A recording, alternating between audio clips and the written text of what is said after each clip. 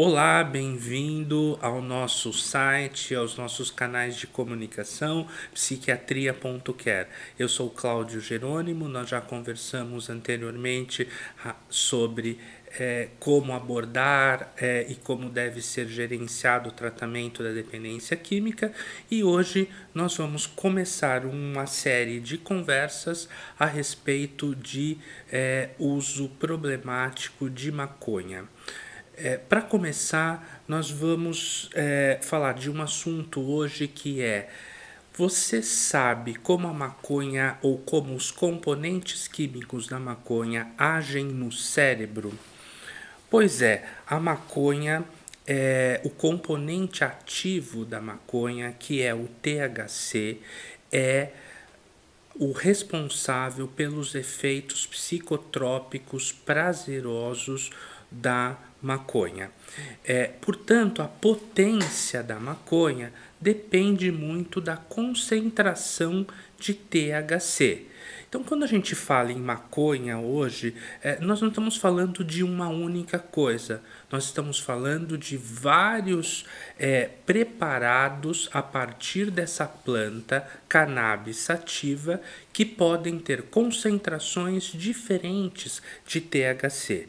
Por exemplo, aquela mistura tradicional de flores e caules do THC tem uma concentração baixa de THC, em torno de até 6%, mas o haxixe já chega a 40% e o óleo da maconha chega a 50% de THC. É por isso que não é a mesma coisa usar maconha prensada ou haxixe ou óleo de maconha. Quando a gente vai identificar e conversar com a pessoa, fazer uma anamnese ou uma primeira consulta com alguém que usa maconha, eu costumo fazer esse diferencial, o que ela usa, qual é o tipo de preparado da maconha que ela usa.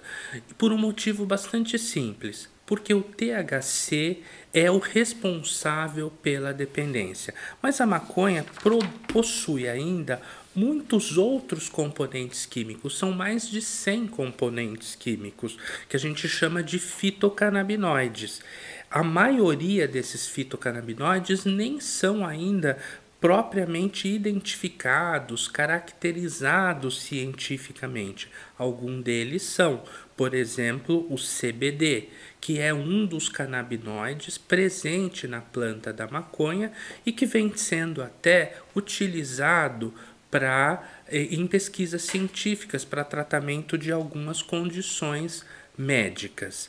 O que nós precisamos saber é que o CBD, embora ele seja pesquisado para algumas condições clínicas e ele tenha alguns aspectos protetores até para o sistema nervoso central, o THC não tem essa função, né? E as maconhas vêm ultimamente se tornando cada vez com concentrações mais altas de THC e mais baixas de CBD.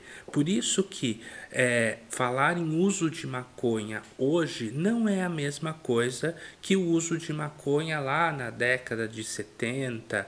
Era outro preparado, eram outros preparados, era outra maconha. Hoje nós ainda não sabemos quais são os efeitos das substâncias que possuem essas concentrações de THC. Eu ainda não falei da maconha sintética, né? Que é um outro problema bastante sério que nós podemos conversar mais sobre isso num próximo podcast. Muito obrigado por sua presença aqui no nosso podcast e nos siga nos nossos canais de comunicação psiquiatria.care. Faça suas perguntas, esclareça suas dúvidas, participe conversando com a gente. A sua dúvida, o seu comentário pode ser um motivo de um novo podcast. Nós vamos construindo isso juntos.